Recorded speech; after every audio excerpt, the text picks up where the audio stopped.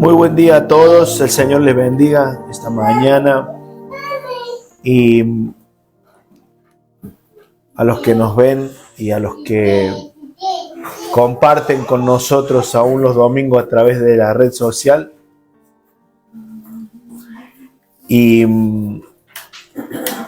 agradezco al Señor por la oportunidad aún de la tecnología que tiene un alcance realmente increíble. Gente que me he encontrado en la calle que más allá de lo que podamos compartir en este lugar, alcanzar a un mundo.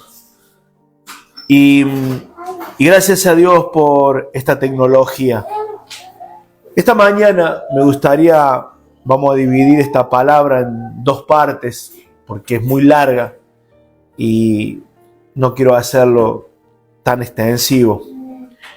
Peleo bastante conmigo mismo a veces de las prédicas largas y a veces no me gusta hacer capítulos, pero a veces es inevitable meternos en un tema para poder desglosarlo y entenderlo.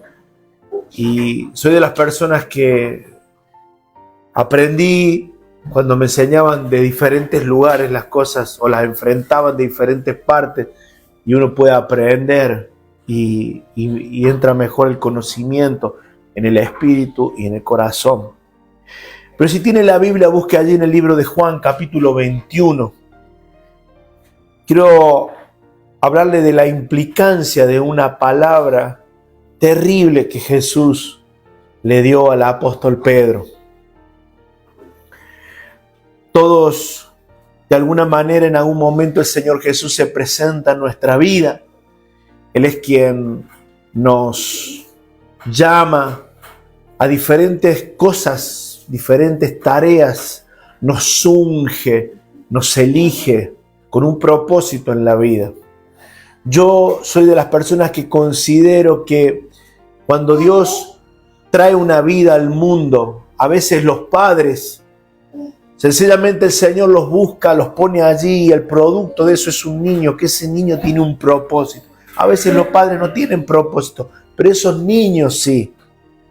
A veces Dios pareciera que saltara una o dos generaciones y vuelve de esa familia a sacar uno de ese montón. Porque tiene una tarea para hacer. Tu ciudad donde tú vives tienes una tarea para hacer. Tu lugar donde tú vives me dirás, sí, bueno, pero ¿qué puedo hacer aquí, allí?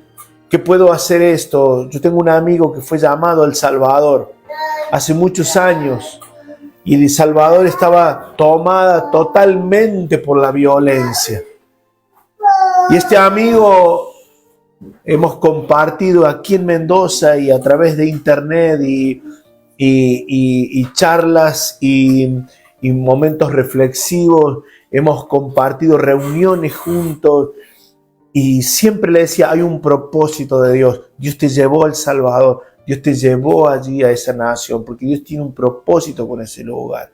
Y si los pies de Cristo van a ese lugar, pero esto está tomado por el desastre. Y hoy vemos lo que sucede cuando una nación es tomada por Dios, ¿no? Vemos los cambios que se producen. Y tal vez, quiera o no, esa vida es una luz en el medio de ese lugar. Depende de lo que tú creas, de lo que consideres que es Dios en tu vida, tú harás.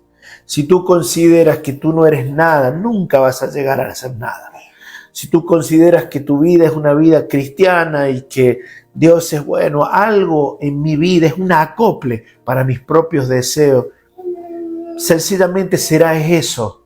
Ahora, si tú entiendes que el Señor te ha llamado y que en ti hay un peso de gloria y que tu vida es un canal que puede fluir y tú eres una antorcha de luz en medio de una oscuridad, en medio de Sodoma, en medio de Gomorra, en medio de estos tiempos, entonces el Espíritu Santo tomará de esa fe y hará contigo algo maravilloso. Y te estoy hablando desde una oficina, desde un lugar de trabajo insignificante aparentemente. O como aquel hermano que era el trastero, que era el que limpiaba las ollas, ¿no? El hermano Lorenzo en la abadía de los curas. Y era el que lavaba los platos, era el que cocinaba. Y él no tenía una vida como la de los monjes.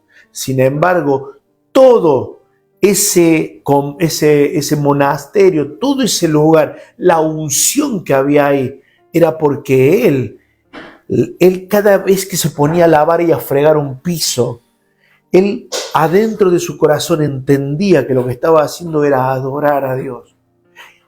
Y sus escritos, sus pensamientos llegaron al día de hoy. Y todos entendieron que la unción que había en ese lugar era por ese hombre. Entonces, cuando yo comprendo que he sido llamado, que en mí hay un propósito, y aquí está lo maravilloso, mejor aún si tú consideras que no eres nada. Y ahora lo vamos a ver en la Escritura eso. Porque Dios no necesita hombres fuertes. Dios no necesita pensadores. Dios necesita gente obediente y gente que tenga un corazón abierto a Él. Él resiste al soberbio. Él resiste al soberbio. Lo vuelvo a repetir. Él resiste al soberbio. Él no puede obrar con algo que no está maleable en sus manos. Hoy te hablan de que tú tienes que ser, que tú tienes esto, y recuerda algo. Es tan contrapuesto ese mensaje a lo que la Biblia nos enseña.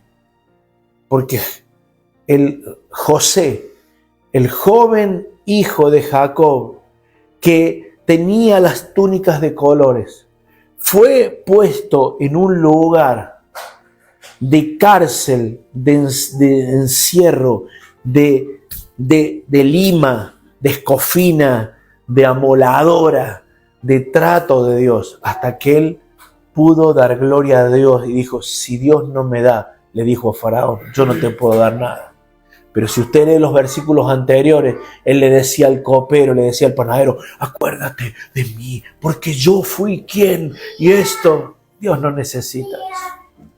Dios no necesita nada más que sutilmente un corazón dispuesto, sencillamente y honorable a Dios. Amén. Y dice la Escritura en el libro de Juan, capítulo 21, que Jesús se le aparece a Pedro a las orillas del mar de Galilea y allí tenía preparado un pez, le da de comer a Pedro y Pedro se ciñe las vestiduras, se tira al agua y aparece en la orilla. Y Pedro tiene una relación tan íntima con Jesús que Jesús le comienza a decir, Simón, hijo de Jonás, ¿me amas más que a estos? Y respondió, sí, Señor, tú sabes que te amo. Apacienta mis corderos. Volvió a decirle segunda vez, Simón, hijo de Jonás, ¿me agapao? Pedro le respondió, sí, Señor, tú sabes que te fileo. Pastorea mis ovejas. Y le dijo por tercera vez, Simón, hijo de Jonás, ¿me agapao? Y Pedro se entristeció de lo que le dijera por tercera vez, me agapao. Y respondió, Señor, tú sabes que fileo. Y le dijo, apacienta mis ovejas. Pedro estaba a punto caramelo, como decimos nosotros en criollo. Jesús lo puso a Pedro y Pedro estaba en el lugar, en el centro de la voluntad de él. Pedro era un pescador. Pedro, cuando entra en su barca luego de haberle negado, va a buscar las redes, se va de Jerusalén, todo un camino muy largo, un camino que cuando lo hace Pedro desde Jerusalén, muerto Jesús, abandona y se va allí a las orillas del mar. No estaba Jerusalén. Jerusalén no está al lado del mar de Galilea. Jerusalén está muy lejos del mar de Galilea. Y hace ese trayecto, no sé si caminando en burro, arriba de un caballo, no sé lo que lo hizo, si un carro. Lo cierto es que ese trayecto fue, le puedo asegurar, el camino más largo que un ser humano puede haber hecho. ¿Por qué? Porque negó. Y la mente le empezó a jugar la pasada. Como nos pasa a nosotros, nuestra mente, la batalla más grande de un hombre y de una mujer se da acá arriba. Es un ring, es un cuadrilátero donde dos boxean, donde dos pelean, donde dos batallan. Como le dijo alguna vez a alguien, ¿quién va a ganar? Y va a ganar al que tú le des de comer. Esa es la realidad. Al que tú le des de comer es el que tú. Si tú eres uno que está lleno de autolástima y todo el tiempo te está flagelando, y te puedo asegurar que ese va a ser fornido, fuerte, lo suficientemente capaz de voltearlo a ese que tiene pensamientos de bien. Y Pedro se fue, buscó las redes, viejas redes, que hacía ya años que no se usaban, tal vez por él. No sé si alguno de la familia habría quedado allí con el negocio familiar. Lo cierto es que tomó las redes y se metió al mar. Pero esa pesca que estaba haciendo no era la pesca hermosa que siempre hizo. Era la pesca del abandono, la pesca del sufrimiento, la pesca del dolor. Estaba haciendo con algo porque ese ya no era su mundo. Jesús había venido, intervino en la vida de Pedro, en la vida de Andrés, en la vida de Juan, en la vida de Mateo. Les rompió la estructura. Y eso es lo que Cristo hace cuando viene a una vida.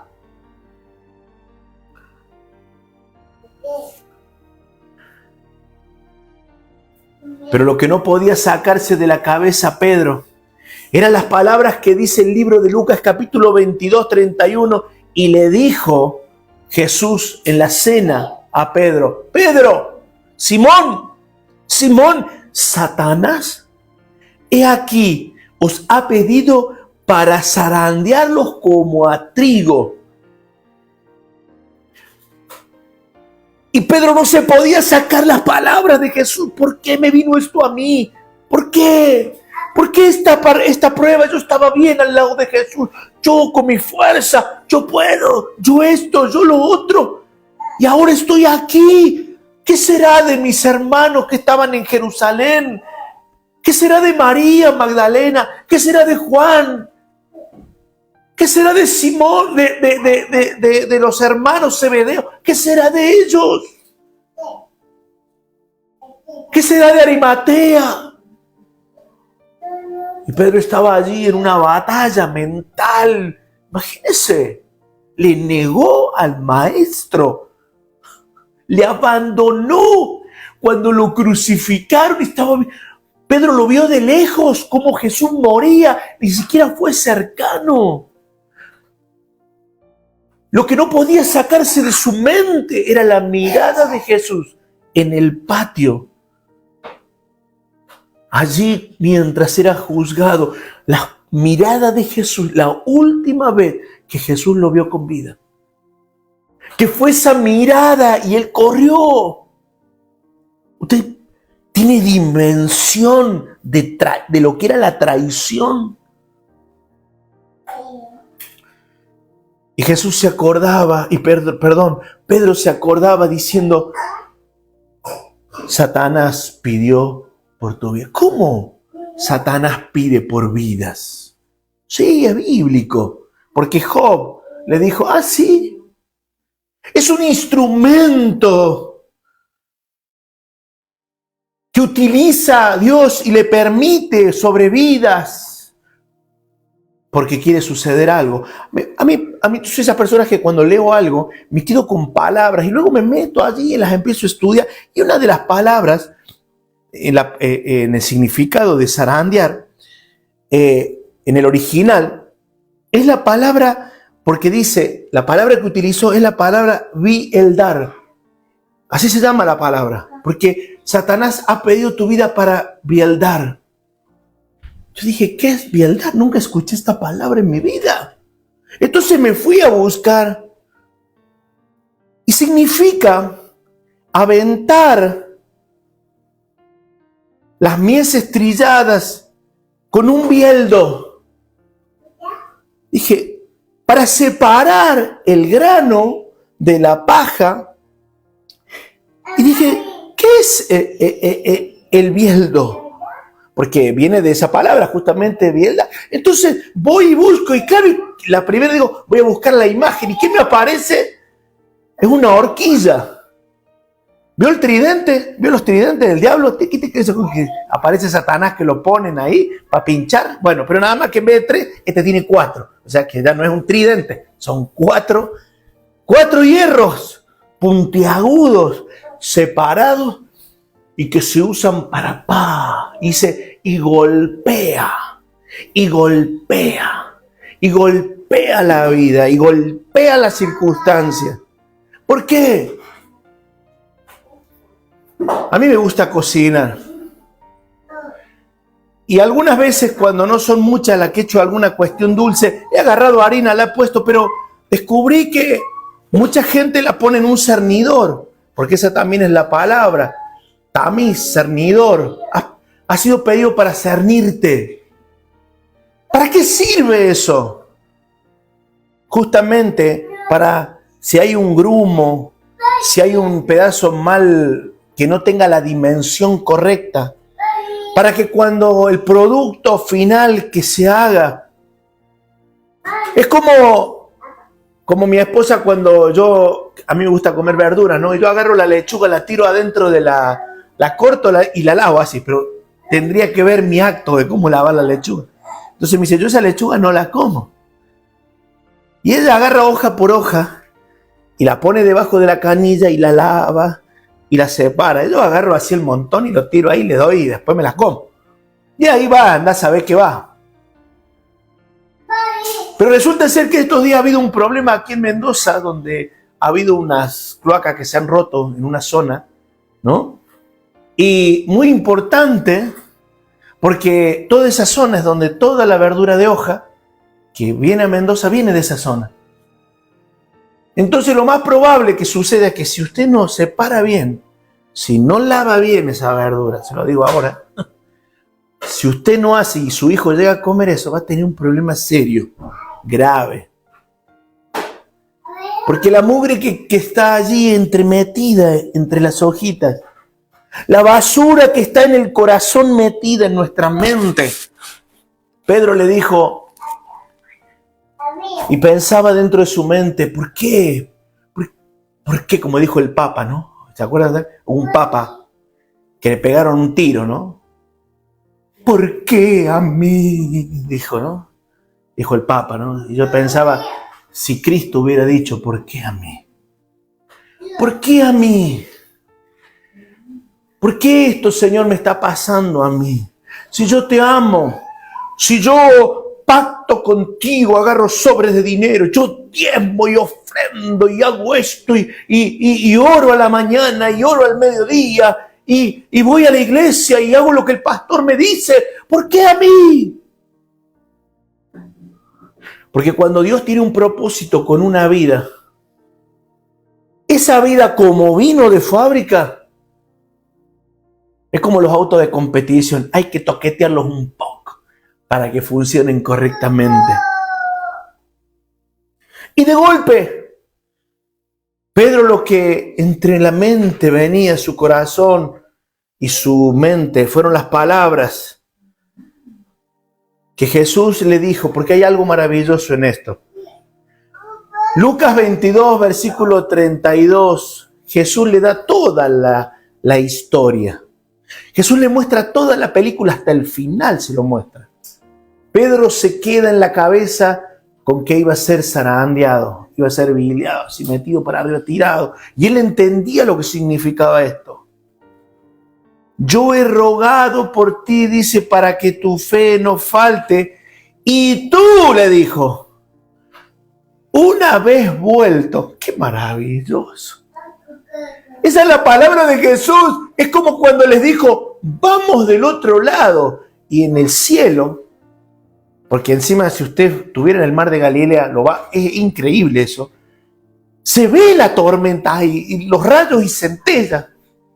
Y le dijo, vamos del otro lado. O sea, Jesús sabía que iba a llegar del otro lado, que iba a pasar en medio de la tormenta.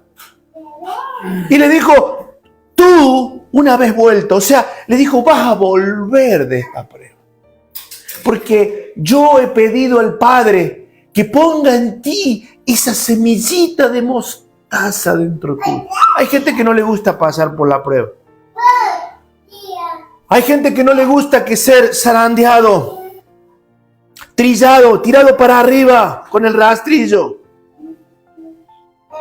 ¿Por qué? Porque eso tiene que separar cosas indeseables para que el producto final sea el que Dios quiere. Quiero decirte esto.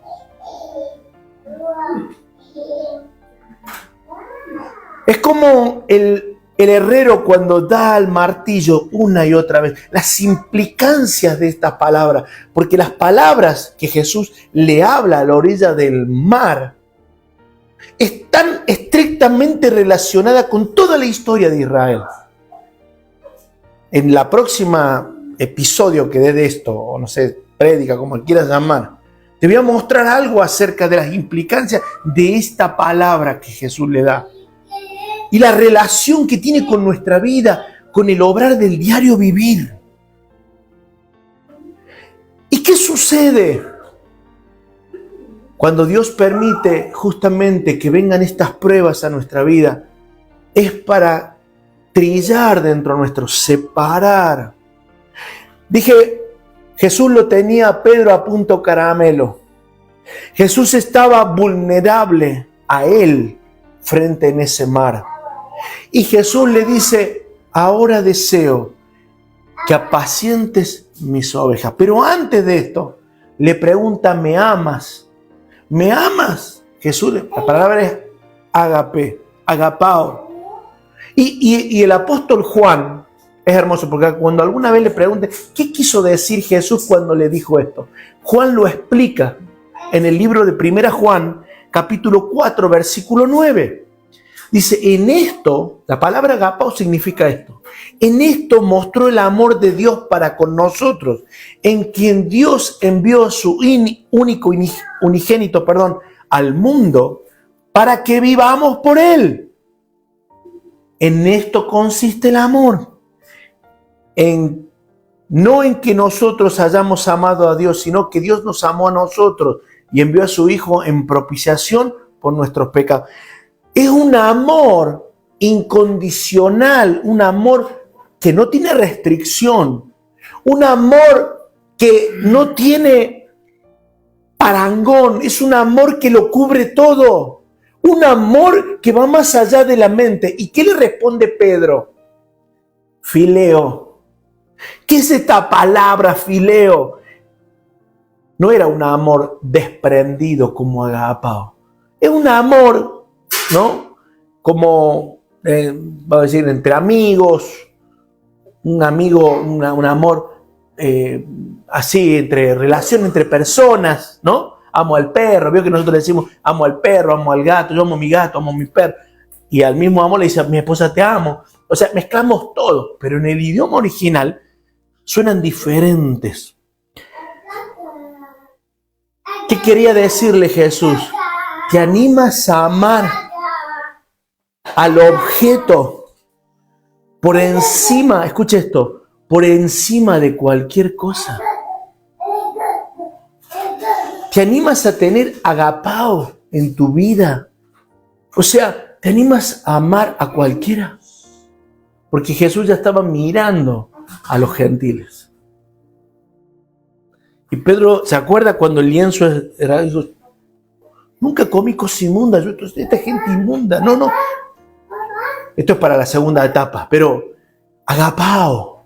¿Te animas a tener el amor de Dios en tu vida? Quiero decirle algo, la prueba que Pedro había sido sometido era para cambiar cosas en su vida. A mí me preocupa cuando veo que una persona pasa prueba y no cambia nada.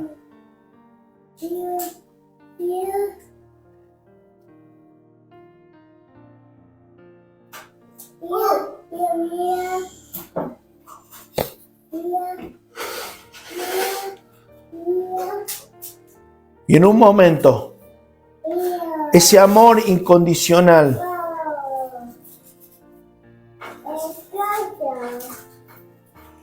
qué cosa rara que Jesús llame a Pedro. Escuche esto.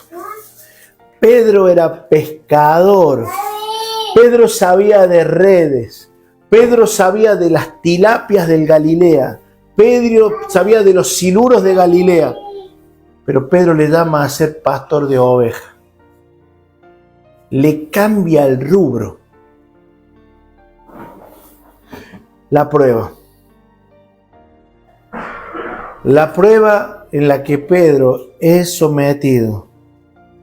Y las palabras de Jesús, apacientan mis ovejas, tiene una implicación de amor y de fidelidad. Tiene una implicación en la que el mismo Pedro, escuche esto, cuando viene el Espíritu Santo sobre la iglesia, dice la palabra de Dios que en un momento el pueblo se levantó y se empezó a multiplicar.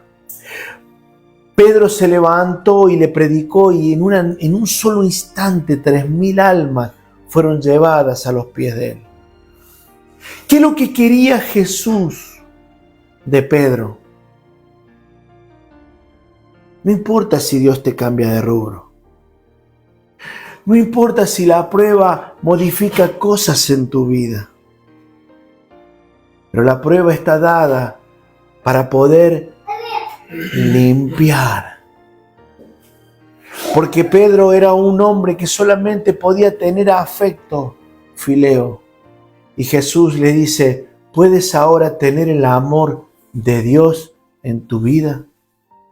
¿Puedes pasar sobre el objeto y aunque sea un sucio, un cochino, aunque sea un mundano, aunque sea un drogadicto, o como nos va a pasar en los postreros días, cuando vengan hordas de chicos abusados, lesbianas, de homosexuales, porque el mundo se ha depravado de tal manera que va a haber entrando a las iglesias por arrepentimiento. Podrás saltar en tu mente los paradigmas que tienes eclesiásticos que por años se te metieron en la cabeza. ¿Podrá la iglesia saltar y tener el amor, no fileo, el amor agapao de Dios para poder? ¿Y sabes qué es eso? Es el proceso de Dios que lo hace en nuestra vida. Hay vidas que han estado por años en proceso. ¿Sabe? Estos días fui muy consciente y agradezco a Dios que Dios nos trajo a esta ciudad. Porque una y otra persona vinieron y estuvimos charlando sobre diferentes situaciones de la vida. Y yo dije, Señor, para esta hora nos has traído a esta tierra. Porque nos estás preparando como un pueblo. Te está preparando el Señor y a muchas vidas para poder tener agapao en tu corazón. Para saltar el objeto. ¿Por qué? Porque muchas veces enjuiciamos, nos ponemos del lado del juicio. Ah, no, este no tiene un llamado. Este es un cochino. Este no tiene unción. Este músico toca feo. Este hace esto. Aprendimos, nos movemos en un idioma. Y ¿sabe? Es inmundo para Dios este pensamiento. Es inmundo, es como un trapo de inmundicia el pensar de esta manera. Estaba con una persona, y con esto voy a ir terminando, que estos días me contó de la iglesia en la que va. Que los hijos del pastor, los músicos, un grupo de jóvenes de allí, el día anterior se van con todos los instrumentos de la iglesia a unos pubs Obviamente tocan covers de música y esto y hacen y todo, pi, pi, pi, pi, pi, pi, pi, pi. Y luego, después de la madrugada, van a la iglesia y tienen la reunión y viven sus vidas. Y me pregunté dentro de mi corazón, Señor, ¿qué pasó? ¿Qué pasó con nosotros? ¿Qué parte nos extraviamos del camino? ¿En qué parte dejamos de entender que somos un pueblo separado por Dios? ¿Qué parte del camino no entendemos que Él nos llamó no para ser como el mundo? Que somos diferentes al mundo. Si yo hablo el mismo idioma del mundo, el mundo me va a aplaudir. Jesús nunca hubiera sido crucificado. Escuché la barbaridad de una pastora decir que Juan el Bautista se había equivocado en proferir las palabras. Si hubiera sido sabio, no hubiera hecho lo que hizo. Una locura, demencial, demoníaco, diabólico. Porque el mensaje verdadero, escucha esto, el mensaje verdadero de Cristo tiene que ser predicado. Y escucha esto, dice la Escritura que va a ser la palabra de Él llevada hasta el confín de la tierra. Y ese mensaje verdadero va a traer por consecuencia la persecución sobre la iglesia. ¿Por qué traería la persecución que es bíblica? Porque el mensaje es diferente. Porque el mensaje es diferente. Porque Pedro era uno yo quiero caerle bien a todo el mundo. Y Jesús le dijo, no, Pedro, vos vas a hacerlo, yo he separado tu vida para que te pares. Y vas a padecer. Y Jesús le dijo a sus discípulos, ustedes van a morir y van a padecer, van a saber padecer lo que yo he padecido. El Evangelio de Cristo no se lleva solamente porque llevo una Biblia o porque canto 4 horas de canciones, porque la iglesia ahora es la onda esta, ¿viste? 4 horas y ¡guau! Y dale, y salen como en una nube, ¿no? Pregunté a esta persona, ¿y qué hacen? ¿Qué? Cuando hablas de la contaminación que te da el mundo, como tu instrumento, y con esto no estoy juzgando a esta gente, me da tristeza, tu instrumento, como los vasos de Belsasar, que fueron llevados del templo, y Belsasar, el hijo de Nabucodonosor, osó ponerlos en medio de la mundanalidad. Y ese día el dedo de Dios escribió y esa noche Dios lo cortó. Tú eres santo. Pedro, escaló, terminó en Roma y ahí lo crucificaron a él y a su mujer boca abajo.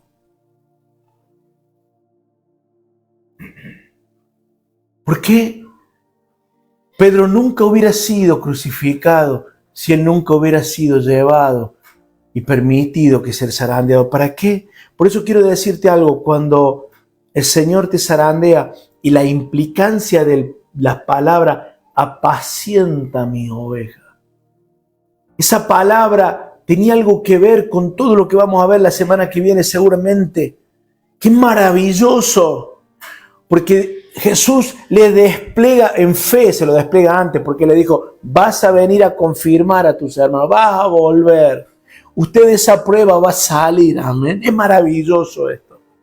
Te voy a purificar como al oro, te voy a trabajar en tu vida para que tu corazón sea lo que yo he deseado. Eres la masa en las manos del alfarero. Que se te rompa 1, 2, 3 veces, Él lo va a hacer. Es maravilloso.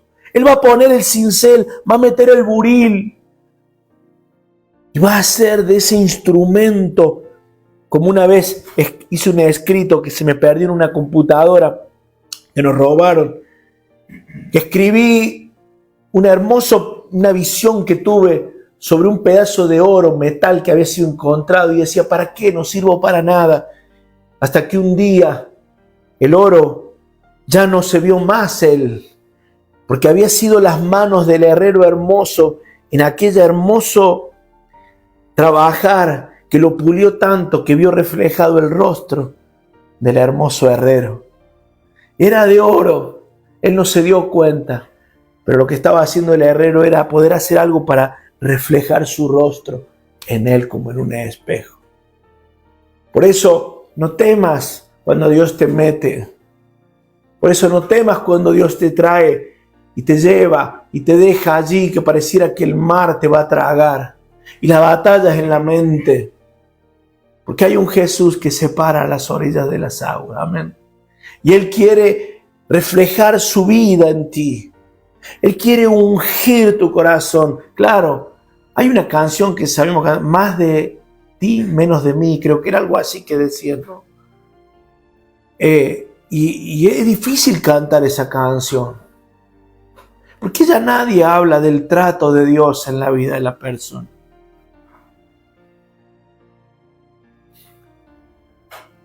Y lo hermoso de todo esto, que tal vez como pasó a tantos, yo quería hacer una cosa y el Señor me llamó a otra. Termino con esto, en verdad que sí.